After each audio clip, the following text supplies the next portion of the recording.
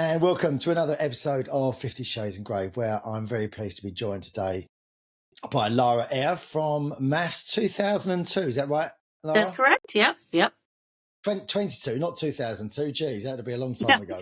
Like you've really aged me. Look, I was already the oldest person on the show, so let's like not do that. So you was 22. So what was that? 2 years ago, the season? 2 years ago? Yeah, but it doesn't seem that long. And I think if you talk to anybody who's been on Mafs, it's like you can't seem to get away from it. It's always so prevalent in your life after you come off. I think we all still talk about how weird it is that people still recognize you and people still talk to you about it. It's a thing that stays, it sticks. So first of all, where are you from? Because obviously you've got an accent. So where's the accent from? Well, I'm originally from Canada, but I've lived all over the world. My parents are from Birmingham, but they didn't want me to talk like that, so they moved me away. But I live in Nottingham, and I've been here, unfortunately, for 16 years. Unfortunately, I don't like Nottingham's nice. Nottingham. Oh, it's not. It's not.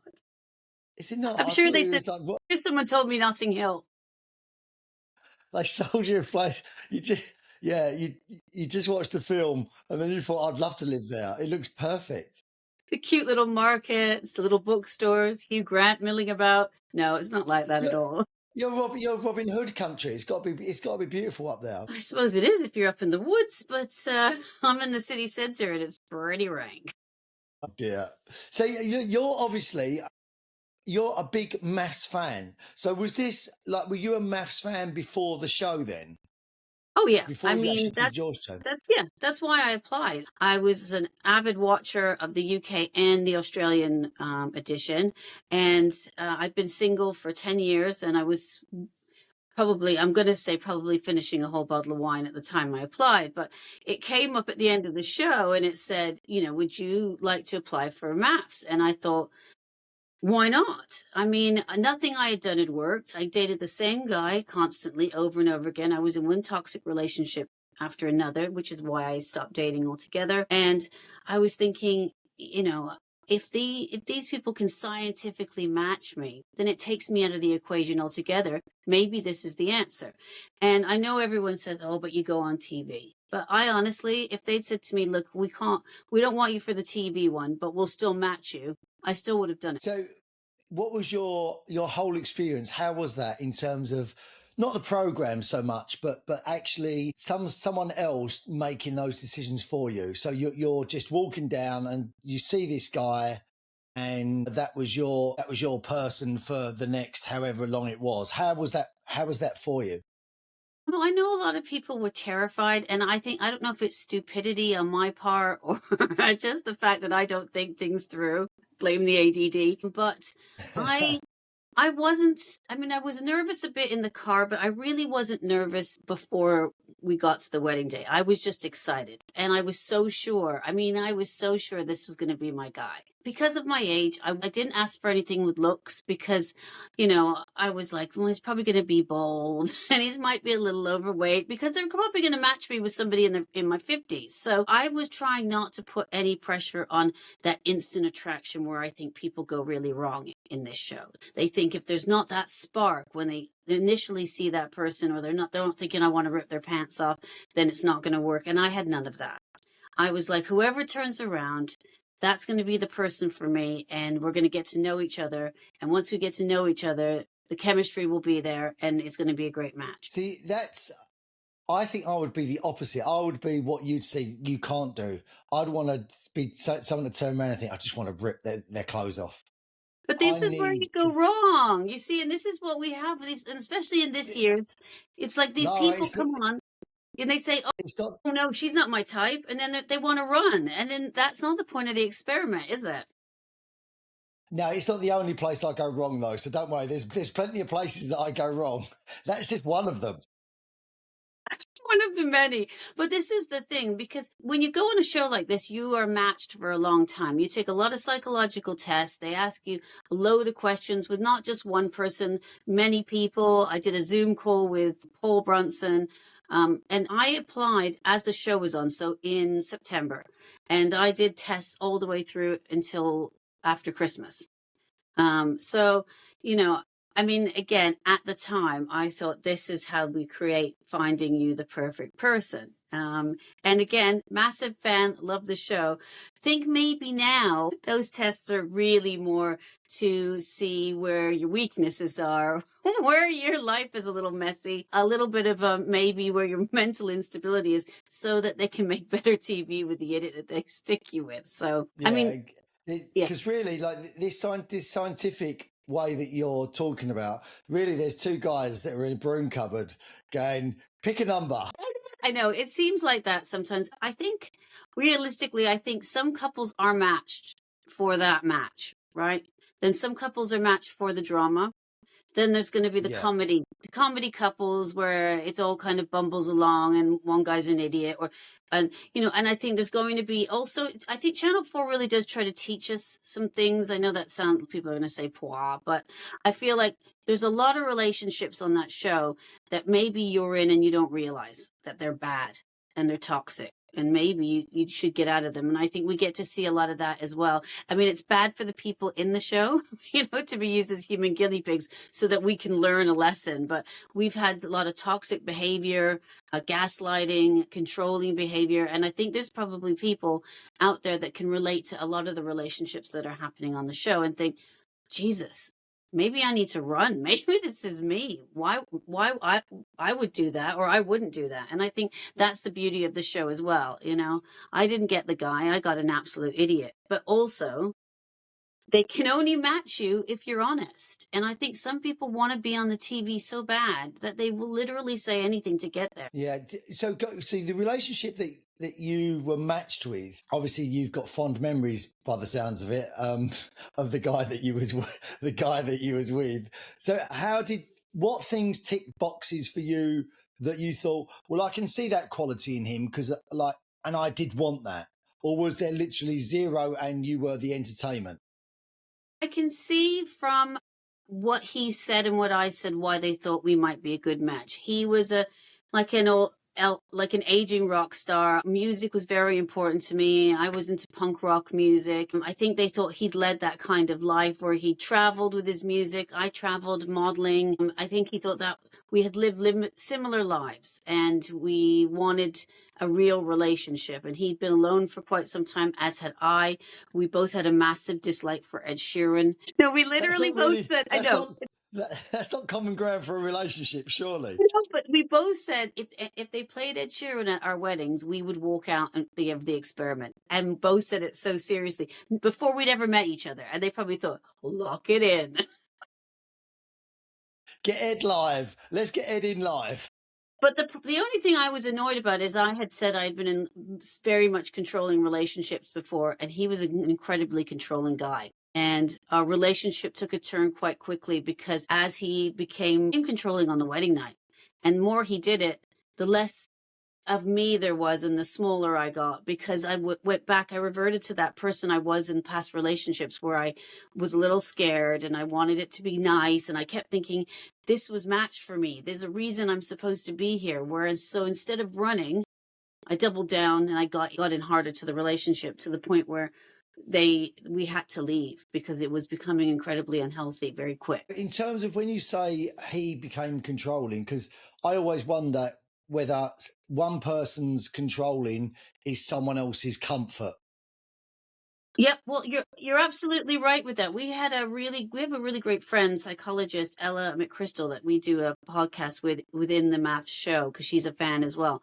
And she was saying that you can't have a controlling relationship without a person who allows the control. So that's how people find each other, right? You've got one person who loves to control somebody and one person that's there, even though they don't like it, it also is comforting to them because that's what they know. It's like home because that's the relationship they've repeatedly been in.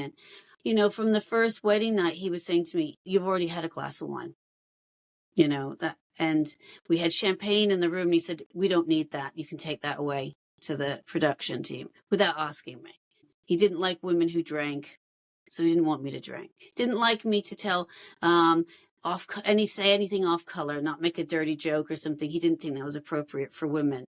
He said he wanted to unwrap me as like a present when he was ready. Was things he said to me on our wedding night. There was a lot of red flags and they were coming quick. And I was like, this is nuts. And when I tried to push back, it wasn't great for me. So, it wouldn't show me how to work the remote on the television so we could watch what he watched all the time. And, it wasn't really engaging with me off camera. And then putting on a big act in front of everybody that he was super into me. And it was, it was so bizarre. Did you find the whole psychological aspect of that kind of show? Did you find that sort of quite not alarming, but quite a shock? Because especially if you've been a fan of the show, you don't get to see behind the curtain, as it was. So did that spoil it once you was on there in a certain way for you, thinking, God, like these are the things that you don't see when you're watching?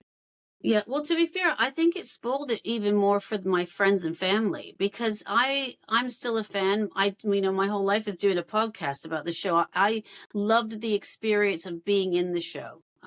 So that didn't waver for me. I was a little disappointed that I felt less protected at first because I thought, why would you give me something hurtful when I came in here for love and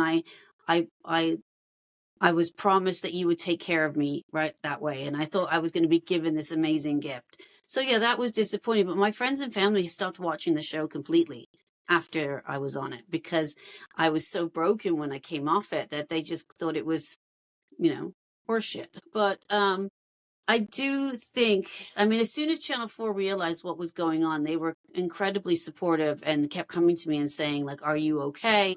And, the problem is that when you go through 6 months of doing these tests and you finally get on the show, you don't want to leave at the first hurdle, even though the signs are all there, you keep thinking, I'll just do better. I'll be better and this will work. But then again, that's my go-to in all the bad relationships I've been in. I don't leave when I should. I stay too long.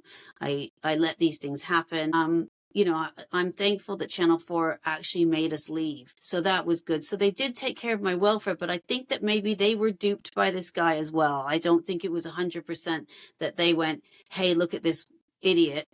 This is really going to mess her up. But then actually watching this season, we've seen some pretty aggressive, manipulative guys with some pretty vulnerable women. And you do have to ask the question, do they know this is happening? Is it just for the ratings, or are they blindsided by all these guys? So your podcast, obviously, that you do, is it called Lara Eyre? It's called Lara on Air. My name was made for it. So that is all about the Mafs shows and this year's one. So how is this year's show sort of looking? Well, I think they finally got the formula right this year. It was a bit boring some years. Then last year we had lots of fake drama that no one believed in. No one believed in the couples. By the end, you were just hoping the show would be over. It was not great. But this year we got some, I don't want to use the word normal, but average people looking for love. And so you were invested with these couples from the start. But we've had some, every episode's been great, but we've had some really bad behavior from some of the men. There was a lesbian couple. One of the women, she was quite controlling as well. We've become invested in how angry we are at some of the behavior. There's been a little bit of love as well, which is great, but so much drama, and it seems so organic this year. So I think that's something that the viewers have enjoyed because they've stopped trying to be Mafs Australia. That's different. And the Australian audience wants something different. English audience wants more real. We want the reality, we want the drama, but we have to believe it. And I think the English audience won't accept less than that. I think it's interesting actually because the one Mafs, I don't watch the Mafs UK one at all, but I did watch the Australian one. And I think, like you say, the Australian one is different. And it's far really entertaining, but I think it's entertaining because they're Australian. Yeah. And it's like, it's okay to watch Australians do that, but you don't want to see English people do that. It's like, it's weird. Yes. It's weird. And it's exactly that it's okay when they do it. And they get a bunch of, girls who just swan around in bikinis with their boobs out with these ridiculous guys with turkey teeth and tight trousers, right? Saying ridiculous things like they have no idea the camera's there from the moment they come on, right? And we love it. But when the English people try to do it, it's a little, Oh, that's a bit cringy. We don't Yeah. want that for our people. So what are the ages of the couples that are going into maths now? Is that because I know sometimes I spoke to Luke, who I don't think he was on your show, Luke Wormley. I think he might have been Next after year. you or Yeah, he was the the year next after. year, and he still seemed very young to me to go in and to be married. But I always think like a nice age to get married is sort of late 30s. But that's from my experience, just as you grow as a person. I completely agree with you, and this is something that Jan and I talk about on the show, is that we really think it's wrong to have the young people on this show. In your 20s, go on Love Island, right? Because, and again, we're having problems because one person's really committed and they're being stuck with another person who's too young, and then they're going, hey, but that seems like a lot of work, and I don't know if I want to be with you forever. Well, you're on a show to get married. Where did you think you were going? You need people on this show who have tried to find someone, who have had bad relationships and they still can't make it work, or they're lonely, or they don't know what they're doing. And this is a last resort to come on the show because they will put 100% in to making it work. If you bring somebody in who's been down the gym and dated one girl and it wasn't great, what is the point of that? So I think they've upped the ages for some people, but then the problem is nobody cares about what's happening to 50-year-old people. Do you know what I mean? Cut to me and Richie. We got stuck on a holiday in Germany in the Alps because nobody wanted to see him in a thong.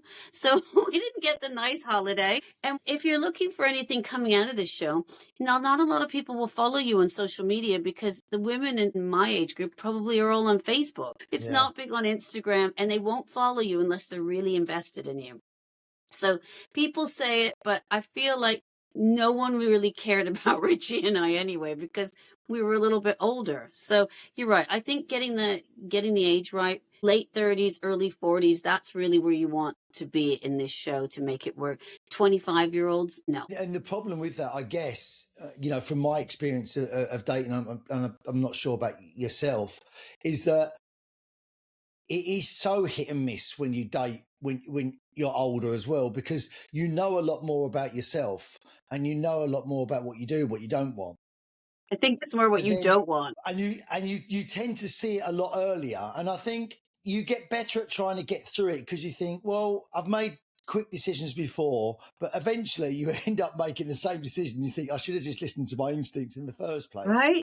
I mean, that's the funny thing, isn't it? Because you do that. You think, like, you go between, like, it's a seesaw of saying, I don't want to run because I think this person might be the same person I've already dated, right? When maybe I'm prejudging them.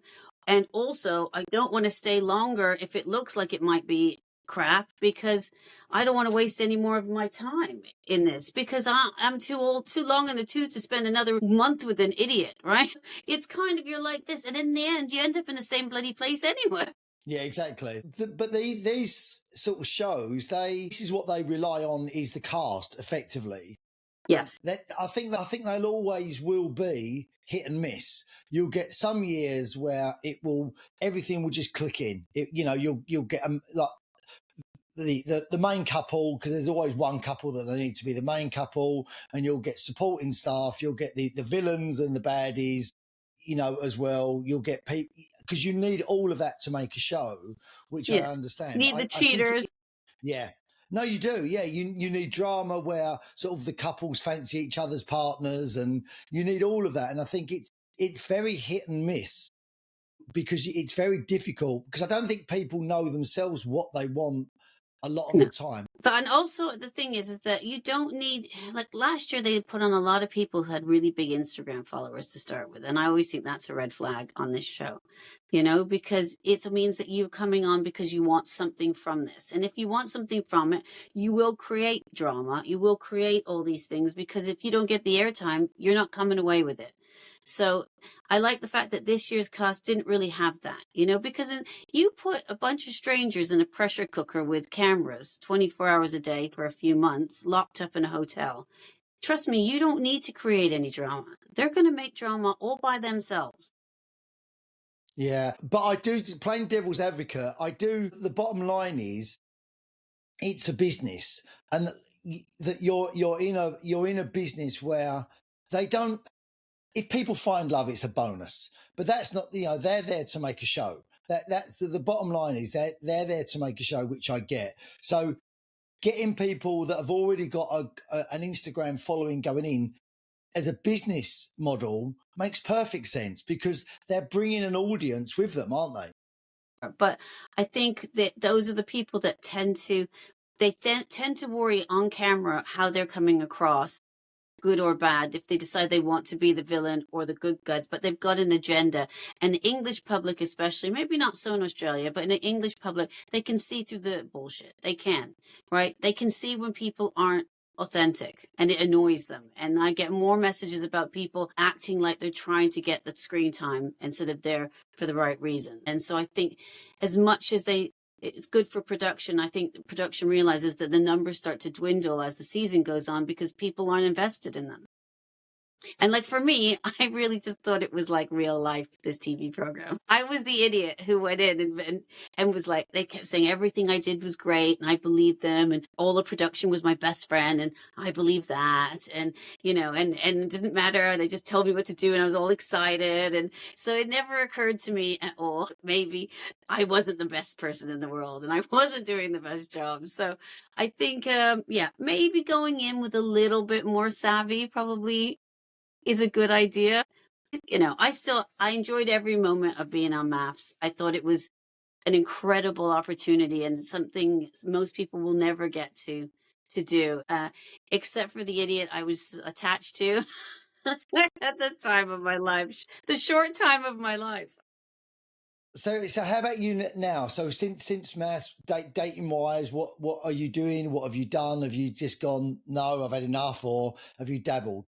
Well, I had enough. I think on my last episode, I did say to the experts that I was done with love, which got a massive response from the public. Like people really felt bad for me, but I was really broken by that experience. And I just thought, if I can't pick the guy for me and you guys give me the same idiot that I always keep picking, what is the point, right? Because he was literally the same idiot that I would pick. They all look different, but they all show up and they're the same person. So I was like, no. So for 2 years, I didn't date anyone, no one. I tried to go on Tinder a couple of times, but then people were like, hey, isn't that you from Married at First Sight? So there's a whole nother problem, right? Because now you've got people who maybe they're just saying, oh, I'm going to match with her so I can bang her and then go tell my mates that I had sex with this weird woman from Married at First Sight. So I came off that. And then last February, I went to visit my parents in Canada. And I was thinking, oh, a whole week with my parents, I should probably meet up with some friends. Sorry, mom and dad, just to take the pressure off. And on Facebook, I've been occasionally messaging my first boyfriend I went out with when I was 14. We've stayed in touch over the years. And we went out for a meal, and it was like that. And we've been doing a long distance relationship since February. Oh, that's a lovely story. Yeah, I mean, it's hard because I thought I could afford to move. I can't. He's just come out of a 25-year marriage and I don't think he's really ready. So we've decided to stay in a situationship for a bit, which sounds worse than it is. Sorry, a situation. What is that? A situationship? A situationship. Well, that's what the kids are calling it. Normally, it's like not a great thing. It's what mostly guys do to women, where they want them around for a little bit. They want to have some sex, maybe a couple of dates. And when they can't be bothered and they mostly want to go out with their friends and concentrate on their job, they kind of push them to the side, right? So it's like that you're in, but you're not in. They're not committed to you in any way, but you're like a girlfriend, but you're not their girlfriend, right? So we make a joke that we're kind of in a situationship because we meet up for a couple of weeks every 3 months or so and have this like amazing, it's like almost like having a honeymoon every time because we have these great times and lots of sex and it's fantastic. And then we fuck off again. And then we have our lives separate in separate countries where we chat online and do that kind of stuff. But we're not in each other's pockets. We don't owe each other anything. We don't committed to anything at this time. So, but we don't want to split up from each other because we enjoy the time we spend together. So my son, who's 21, said to me, I said, I'm really enjoying it. And he said, yeah, we've been trying to tell women this is the way forward for quite some time. Well, yeah, exactly. But I do think that is because I had this conversation with a friend the other day, and we were kind of saying, I don't know how long the idea of marriage is actually going to be around for, because like the kids that I speak to coming up are like, why would you do it? Like, what's the point of it? It's like, I think relationships, for some people, I think you've got to be certain sort of characters. And I think it's the sort of characters that end up being single when in their 50s, like just independent people. Maybe this is why all their relationships haven't worked, because they need independence, but they also need the idea of love as well, and to have it there when it's accessible. Well, here's the thing. Like when we started doing this relationship, we went through a massive bump where I got quite heartbroken because it was such a love bomb beginning. It was a fairy tale. We came back together after 32 years, and I am a massive romantic, and I thought, oh, we're going to end up moving in together and we're going to get married and this is going to be my life now. And I posted it pretty hard on Instagram. There was a news article about it. It was like this thing, and like pouring out of fans saying, oh, you finally found love. And then he was like, oh yeah, I don't know if this is going to work, and I don't think we fit into each other's lives because we're so very different, and he is quite conservative and I'm a little bonkers. And it works when we have come in for a small amount of time, but do I fit into his friends group? And he lives a very quiet life, and he's worried that I'm too big for that world. And I live here, and I dress like a weirdo, and I like all kinds of weird stuff. Well, so we had this whole thing, and I was like, oh, I've been rejected again, and this has happened to me again.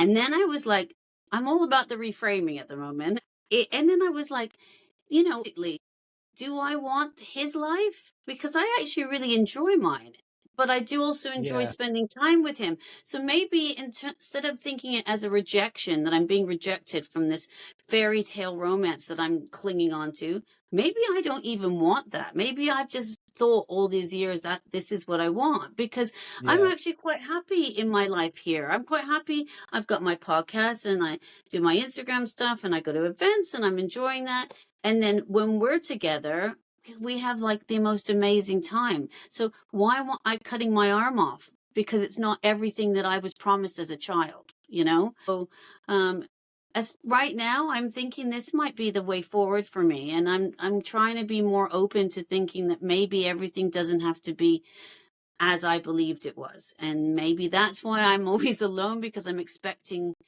too much. So, and maybe things I don't But really need. I agree with you about the romantic issue, because I think we've grown up, especially sort of our age group, we've grown up on all these rom-coms and Lionel Richie songs and all these great love ballads, and it's like some of us actually believed it, and it's like you've been expecting this. Looking back over my relationships that I've had, I know I got way overexcited way too quickly in some of them, and a lot of the time to my own detriment, where it was like I'd be all in, like everything was going in for like the 2 weeks. And then after 2 weeks, I'd be like, yeah, I'm not so sure about this. Yeah, well, and this is the thing. And I think this happens to a lot of people our age, especially people who have come out of unsatisfying marriages. And then, and then they've tried the dating world and it was a bit, ugh. And then suddenly they find this one thing and they think, oh, okay, this is the second chapter of my life. I'm supposed to have this second chapter where I've got to get all my shit together again. I've got to get it all right. And I'm going to start again and do it again, And I think we all need just to calm down a little bit. Yeah. Stop reverting Yeah. to our 18-year-old selves and going in again. Everyone just take a breath. No, I completely agree. I found that in my 20s when I didn't think about anything at all, and you just sort of done it day to day, it was a lot easier.